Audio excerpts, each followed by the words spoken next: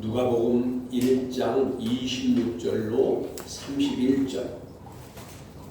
누가복음 1장 26절로 31절의 말씀입니다. 제가 봉독합니다. 여섯째 달에 천사 가브리엘이 하나님의 보내심을 받아 갈릴리 나사렛이란 동네에 가서 다윗의 자손 요셉이라 하는 사람과 약혼한 처녀에게 이르니 그 처녀의 이름은 마리아라. 그에게 들어가 이르되 은혜를 받은 자여 평안할지어다. 주께서 너와 함께 하시도다 하니 처녀가 그 말을 듣고 놀라 이런 인사가 어찌함인가 생각하며 천사가 이르되 마리아여 무서워하지 말라. 내가 하나님께 은혜를 입었느니라. 보라 내가 잉태하여 아들을 낳으리니 그 이름을 예수라 하라. 아멘. 영과 진리로 예배하여 하나님 아버지께서 받으시기에 합당한 예배가 되고 하나님의 임재하심을 체험하는 은총의 시간이 되기를 축원합니다. 오늘 말씀의 주제는 왜 예수여만 하는가? 왜 예수여야만 하는가? 오늘은 대림절 네 번째 주입니다. 예수 그리스도의 오심을 기다리면서 마음을 정결하게 하시기를 바랍니다. 예수 그리스도의 오심을 기다리는, 그리고 세상에 그 기다릴 때에 세상의 것으로 가득 찬 마음엔 예수님께서 오실 수가 없습니다. 마음이 가난한 자, 즉 마음이 영적으로 비어져서 청결한 자에게 예수께서 오시는 것입니다. 여러분 본문 26절에 여섯째 달에 천사가 가브리엘이 하나님의 보내심을 받아 갈릴리 나사렛이라는 동네에 가서라고 하셨습니다. 여기 여섯째 달이란 무엇을 의미하는 걸까요? 여섯째 달. 그렇습니다. 이 여섯째 달이란 제사장 사가랴와 아내 엘리사벳에게 아이가 없었을 때에 그 제사장 가브리엘에게 제사장 사가랴에게 가브리엘 천사가 보내심을 받아서 하나님의 소식을 전하러 왔습니다. 메시아의 오실 길을 예비할 자를 보낼 것이라고 하면서 그 사람을 요한이라고 이름까지 지어주셨습니다. 그 후에 6달이 지난 거예요. 그렇게 해서 6달 후니까, 그러니까 예수님의 길을 예비할 자가 엘리사벳에게 임신한 후 6달이 지난 후에 이번에는 그때의 천사 가브리엘이 하나님의 보내심을 받아 이번에는 갈릴리 나사렛이란 동네에 가게 되었습니다. 그곳은 시골의 작은 마을이었습니다. 그리고 천사 가브리엘은 한 집을 방문하게 됩니다. 27절에 보니까 다윗의 자손 요셉이라 하는 사람과 약혼한 처녀에게 이르니 그 처녀의 이름은 마리아라 하였습니다.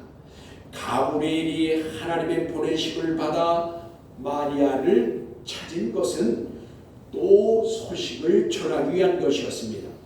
여러분, 가브리엘은 기쁜 소식을 전하는 천사가 가브리엘입니다. 그런데 하나님의 보내심을 받아라고 하여서 그를 보내신 분이 하나님이라는 것을 분명히 하고 있습니다. 보내심을 받아란 아포스텔로입니다. 아포스텔로란 뜻은 공적 임무를 가지고 오는 자, 공적 임무를 띠고 오는 자, 그런 뜻이에요. 그러니까 이 가브리엘은 하나님의 공적 임무를 부여받고 나사렛이라는 작은 시골 마을에 이제 그곳에 오게 된 것이라 그 말이에요. 거기 마리아라는 처녀에게 온 것입니다. 그리고 기쁜 소식을 전하려고 방문하게 된 것입니다. 여기 처녀란 단순히 결혼하지 않은 여자를 처녀라고 하는 것은 아닙니다. 파르테노스 그랬어요. 그러니까 파르테노스라는 뜻은 성적 경험이 없는 순결한 여자를 말하는 겁니다. 여러분 시집을 안 갔다고 다 그를 처녀라고 그러지만 여기서 말하는 파르테노스라는 그런 뜻은 성적 경험이 없는 순결한 여자를 파르테노스라, 바로 마리아가 그런 처녀였다 그 말입니다. 여기 또 마리아란 이름의 뜻은 가장 사랑받는 자, 가장 사랑받는 자 그런 뜻입니다. 그런데 27절의 말씀을 보면 전혀 마리아 앞에 수식어가 붙어 있습니다. 그 수식어는 뭐냐? 약혼한, 그렇게 돼 있어요.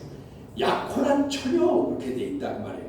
그러니까 마리아는 약혼한 상태에 있었던 것을 알 수가 있습니다. 여러분 그래서 먼저 개역 한글 성경에는 약혼한 그렇게 되지 않고 정혼하였다 그렇게 되어 있어요. 정혼이라는 뜻은 정혼하였다라는 것이 오히려 더 올바른 번역이라고 생각이 돼요. 왜냐하면 우리나라 약혼하고 의미가 달라요. 우리나라 약혼을 했다도 금방 오늘 헤어지고 내일 헤어지고 마음대로 해요. 그런데 이스라엘은 이 정혼한 것은요, 같이 살았냐 같이 살지 않았냐 라는 차이만 있지 결혼한 것과 정혼한 것은 똑같은 효력을 가지고 있습니다. 그러니까 여기 지금 이 정혼한 마리아는 결혼한 것과 똑같다 그 말이에요. 다만 같이 살고 있지만 않았다 그런 뜻입니다. 우리가 이것을 분명히 알아야 됩니다. 그래서 거기 이 28절에 그에게 들어가, 즉 천사 가브리엘이 이제 마리아에게 들어가서 이르되 은혜를 받은 자여 평안할지어다, 주께서 너와 함께 하시도다 하였습니다. 여기에 은혜를 받은 자여란 카리토 그랬어요. 이것은 과거로부터 지금까지라는 뜻을 가지고 있어요. 그러니까 우리말은 은혜를 받은 자여라고 해서 그냥 하나님의 은혜를 받았다 이렇게 생각할 수 있지만 아니에요. 거기는 더 깊은 뜻이 있어요. 뭐예요? 과거로부터 지금까지 어떻게 돼요? 함께. 그 뜻은 뭐예요? 마리아가 하나님의 은혜를 입게 된 것은 어느 날 갑자기 된 것이 아니라 과거로부터 지금까지 계속해서 은혜를 입고 있었던 것을 알 수 있어요. 그러므로 하나님의 주권과 섭리로 이루어진 것을 알 수 있습니다. 다시 말하면 가브리엘이 마리아를 방문하게 돼서 기쁜 소식을 전한 것은 갑자기 된 것이 아니라 과거로부터 하나님께서 마리아가 은혜를 입고 있던 자이기 때문에 다시 말하면 하나님이 주권적인 역사로 이루어지는 것이라 그 말이에요. 우연이 없다 그 말이죠. 그러므로 믿는 자들은 자신을 지켜 세속에 물들지 않도록 경건한 생활을 해야 합니다. 그럴 때에 하나님께 사랑을 받고 쓰임받을 수 있게 되는 것입니다. 29절에 처녀가 그 말을 듣고 놀라 이런 인사가 어찌인가 생각했다고 했습니다. 여러분 여기에 놀랐다라는 뜻은 디에타락테 그랬어요. 디에타락테 이것은 그냥 깜짝 놀랐다라는 정도가 아니라 깊은 혼돈과 심각한 불안을 느꼈다는 얘기예요. 왜 하나님의 은혜를 입었다고 그리고 그 말을 하는데 왜 마리아가 이렇게 깊은 혼돈과 심각한 불안을 느꼈을까요? 마리아는 왜 이렇게 느껴야만 했냐 그 말이에요. 그것은 아마도 자신이 감당할 수 없는 충격이었기 때문일 것입니다. 마리아가 감당할 수 없는 충격을 지금 받은 거예요. 왜요? 다음 절 30절을 살펴보면 천사가 이렇게 말합니다. 마리아여 무서워하지 말라. 내가 하나님의 은혜를 입었느니라 라고 하였습니다. 여기 은혜를 입었느니라 라는 것은 휴레스카렌 그랬어요. 이 휴레스카렌이란 선택되었다 라는 것입니다. 그러니까 이것은 전적인 하나님의 주권으로 선택받았음을 말하는 것입니다. 그래서 깊은 혼돈에 빠지게 된 것입니다. 왜? 우리말 성경으로 보면 은혜를 입었다고 하였으니 참 기쁘고 좋은 일이라 생각할 수 있을 것인데, 그러나 하나님께서 너를 선택하였다고 하는 것은 충격적일 수밖에 없는 것이에요. 왜 그러냐 하면 여러분 자신은 이미 정혼한 사람이 있어요. 그러니까 결혼을 앞두고 있어서 이제 곧 결혼을 해야 될 상태인데 하나님께서 자신을 택하였다는 것은 자신에게 일어날 일을 미리 마리아는 느끼고 있었다는 것이에요. 그러니까 심각한 곤란을 느끼고 있는 거예요. 나는 결혼할 사람인데, 정혼한 사람인데, 곧 남편 될 사람이 있는데 어떻게 내가 하나님의 택함을 받아서 내가 그런 일들을 나에게 일어난다? 놀라고 이것은 감당할 수 없는 충격이었던 것입니다. 그러므로 이제 이 천사가 그 말을 이어갑니다. 31절입니다. 보라, 내가 잉태하여 아들을 낳을 것이니 이름을 예수라 하라고 합니다. 이런 일을 마리아는 상상이나 했겠습니까? 자기에게 이런 일이 일어날 것을 생각조차 했겠냐는 거예요. 이스라엘은 정혼한 것과 결혼한 것의 차이는 같이 살고 있냐 아니라 그 차이만 있다고 했어요. 그 효력은 똑같은 것이라고 했어요. 그렇다면 정혼한 후 신부로 예비하고 있던 처녀가 임신을 하였다는 것은 부정한 짓을 한 것이고, 이것은 파혼을 하는 것은 물론이려니와 돌로 쳐 죽임을 당해야 하는 것입니다. 그러니 마리아에겐 놀라운 일인 것입니다. 오늘 29절에 마리아가 이런 일이 나에게 이런 말이 어쩌인고 하고 놀랐다고 했는데 이 29절에 놀라면 디에타라고 했다고 했어요. 그래서 깊은 혼돈과 심한 불안을 느끼게 된 겁니다. 이유가 바로 여기에 있는 것입니다. 자기에게 이런 일이 일어나면 나는 이제 파혼하는 것뿐만 아니라 돌로 쳐 죽임을 당해야 된다는 그런 것 때문에. 그런데 1장 34절에 보면 마리아가 천사에게 묻습니다. 나는 남자를 알지 못하니 어찌 이 일이 있으리까? 그러자 천사가 대답합니다. 성령이 내게 임하시고 지극히 높으신 이의 능력이 너를 덮으시리니 이러므로 나실 바 거룩한 이는 하나님의 아들이라 일컬어지리라 라고 하였습니다. 이런 일이 있고 난 지 3, 4개월 후쯤 지나서 이제 장면이 바뀝니다. 마리아에게 천사가 방문한 후 3, 4개월이 지나서 누구에게 갔냐? 장면이 어떻게 바뀌었느냐? 마태복음 1장 18절의 말씀입니다. 예수 그리스도의 나심은 이러하니라. 예수 그리스도의 나시는 일에 대해서 말씀하시네요. 그러니까 마리아에게는 천사가 방문한 일이 이루어진 것입니다. 마리아가 순종한 것입니다. 그리고 지금 그의 여기 이렇게 말합니다. 1장 18절에 그의 어머니 마리아가 요셉과 약혼하고 동거하기 전에 성령으로 잉태된 것이 나타났더니 라고 하였습니다.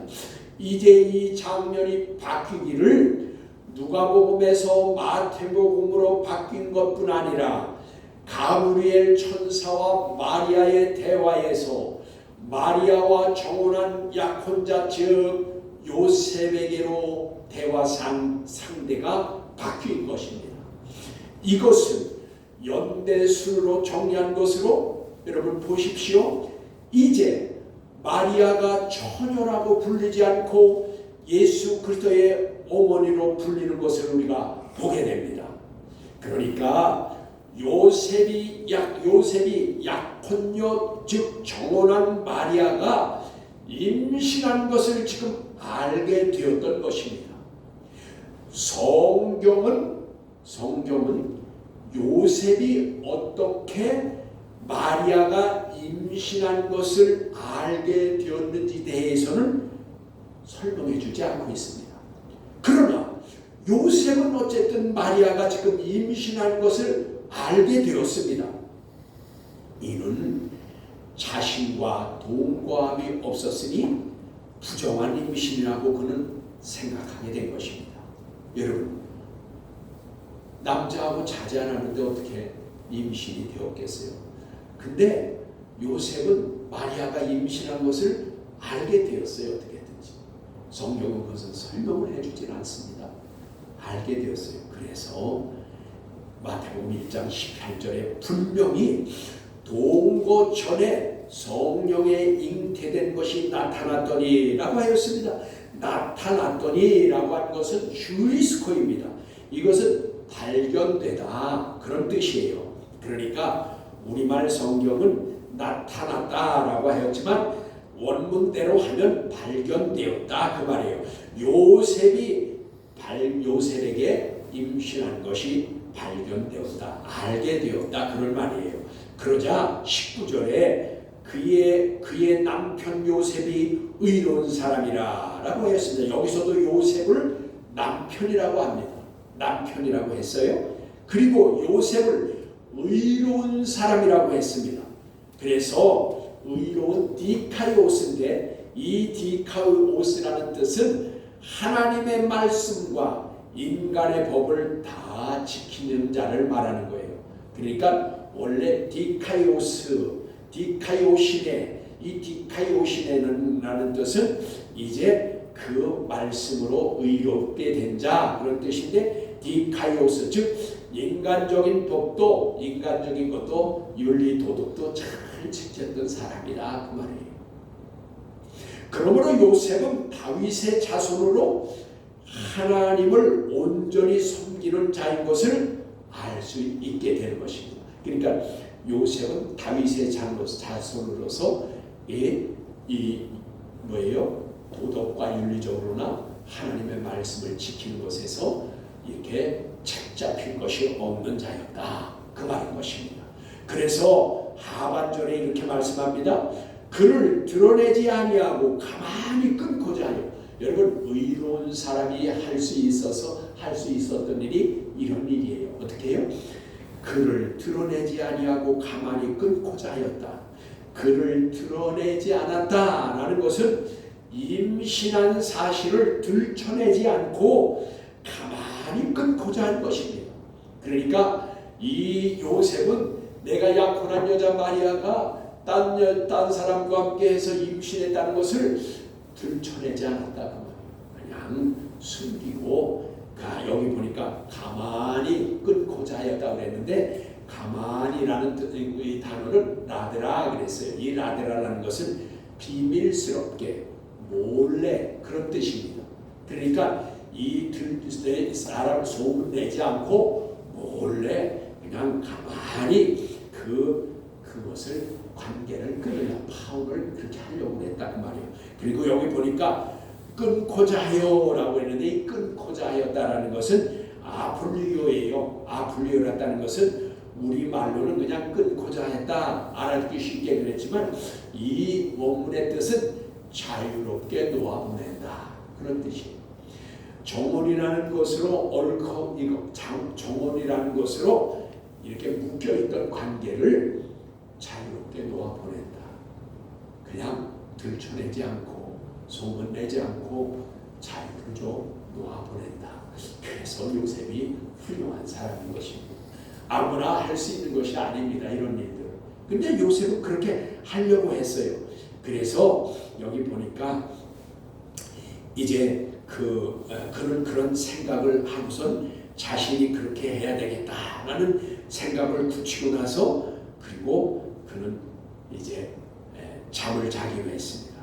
이제 요셉이 이렇게 임신한 것을 다 내가 그것을 들춰내면 돌맞아 죽을 수밖에 없으니 이제 내가 저 여자를 놓아보내야겠다. 그래서 왜냐하면 그것을 소문이 났다가는 마리아가 죽게 되는 것을 보게 되는데 그것을 하지 않기로 결심한 겁니다. 그래서 그것을 몰래 그래서 자유롭게 보내주라고 했습니다. 그런 결심을 하고 요셉은 그만 잠이 들었습니다. 그런데 주의 사자가 현몽하여 말합니다. 여기 20절에 말합니다. 주의 사자란, 여기 주의 사자가 현몽하여서 말한다고 그랬는데 여기 주의 사자란 바로 천사를 말하는 것이고 현몽하였다라는 뜻은 오나르 파이노 그랬습니다. 오나르 파이노라는 뜻은 빛 가운데 꿈에서 나타났다 그 말이에요. 빛 가운데 꿈에서 나타났다. 그래서 천사가 말합니다. 다윗의 자손 요셉아, 내 아내 마리아 데려오기를 무서워 말라.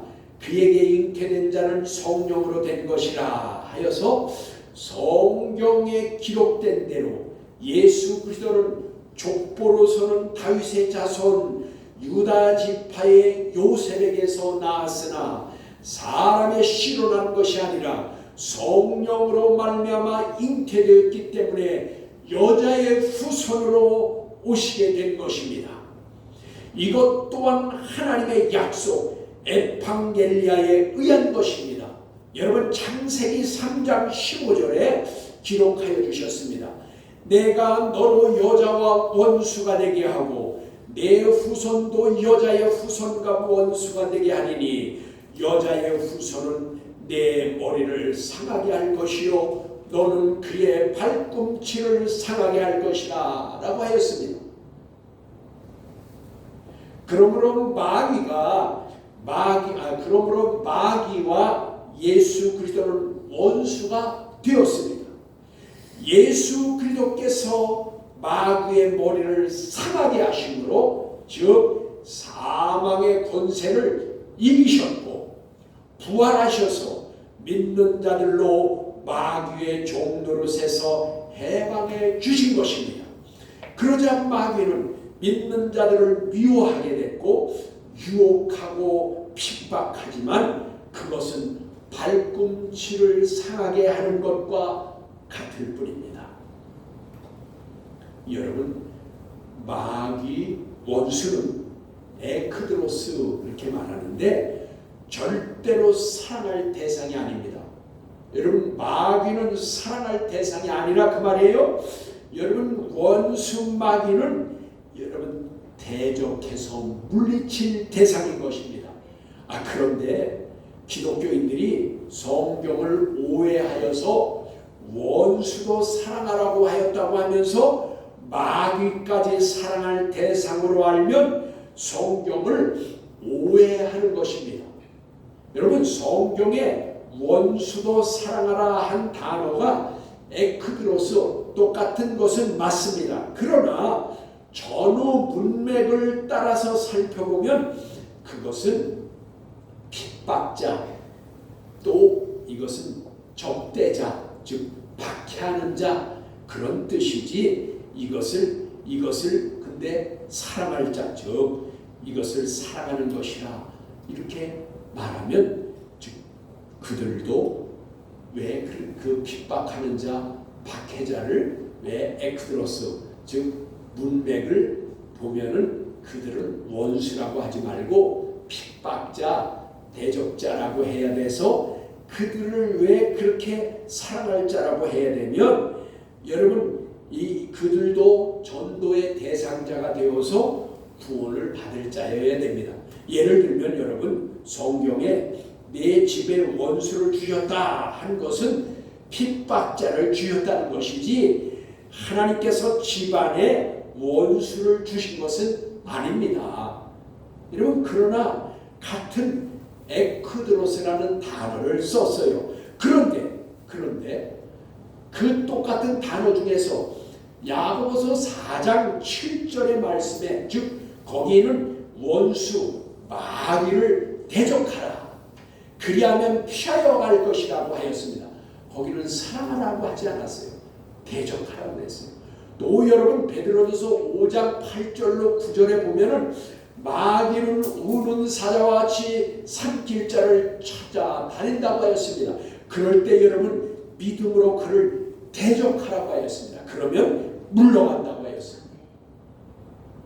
여러분 아까 에크드로스가 똑같이 사랑할 것이라고 하면 마귀도 사랑하라고 했어야죠. 근데 왜 거기는 다 두 군데다 대적하라고 했어요? 그러면 하나는 피하고 하나는 물리칠 것이라고 했어요. 그래서 우리가 여기 우리가 잘 들어보십시오. 북한의 김정은이나 공산주의자는 사랑할 대상이 아닙니다. 왜냐고요? 그들은 하나님이 없다고 하고 또 하나님은 죽었다고 그리고 기독교는 아편과 같다고 하면서 김일성, 김정일, 김정은은 태양이라고 합니다. 그들은 그를 신격화하고 우상화합니다. 그러므로 사랑할 대상이 아니라 대적하고 멀리해야 할 대상인 것입니다. 그럼에도 기독교 대형교회 목사님들은 북한을 돕는다고 하면서 교회의 재정을 북한에 퍼주고 컴퓨터를 대량으로 설치해주고 학교를 세워주고 밀가루 공장을 지어준 결과 오늘날 컴퓨터 해커들을 양성하여서 대한민국의 안보와 정부 기관과 사업체들과 은행들을 해킹하여서 자금을 확보함으로 핵을 개발하고 미사일을 개발하는 자금을 만들었다 그 말이에요.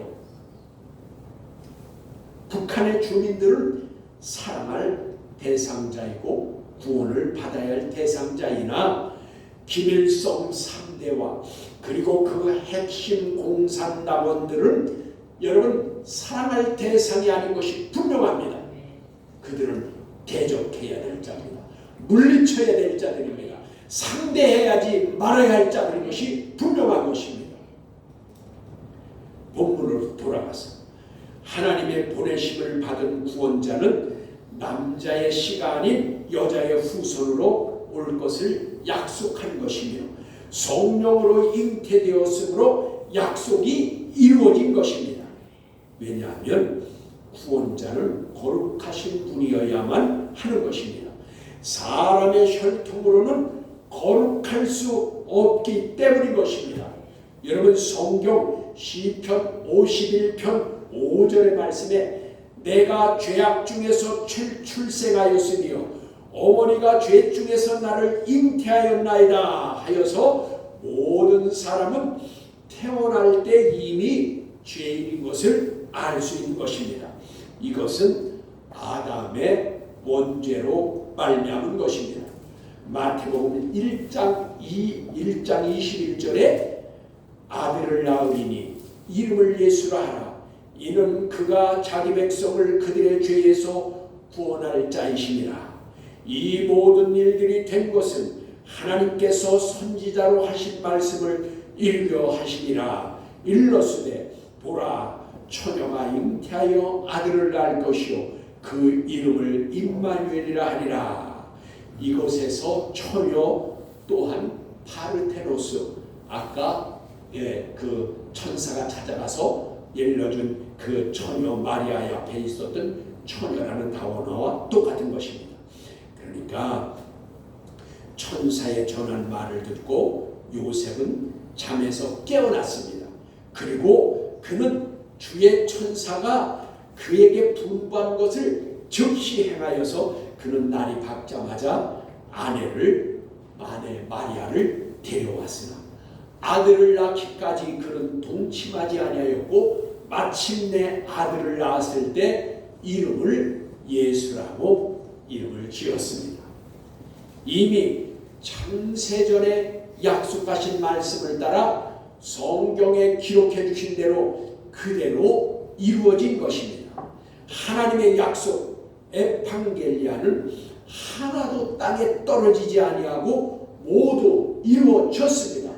그리고 앞으로 이루어질 것입니다. 하나님의 약속과 상관없던 이방인인 저와 여러분이 예수 그리스도께서 오심으로 은혜와 사랑을 입어 택한 백성, 언약의 백성인 이스라엘과 똑같이 우리도 언약의 백성이 된 것입니다. 소망을 하나님 나라에 두고 살 수 있게 된 것입니다. 왜 예수여만 해야 합니까? 왜 예수여야만 합니까? 그분만이 거룩하신 분이시오. 저와 여러분의 죄를 깨끗게 하신 분입니다. 그분이 우리를 깨끗게 하여 주셨습니다. 영원한 생명을 지금 소유하게 하신 분이십니다. 이제 예수 그리스도를 믿어 영원한 생명을 얻었으니 주님께서 주신 복음 유앙겔리온 기쁜 소식의 말씀을 따라 살기를 믿음과 인내로 살아야 하겠습니다. 예수 그리스도께서 이끄시는 대로 따라가면 다시 오실 예수님을 신랑으로 맞이하는 신부가 될 것입니다. 저와 여러분 이러한 행복한 성도가 되시기를 주 예수 그리스도의 이름으로 축복합니다. 아멘. 기도하십시오.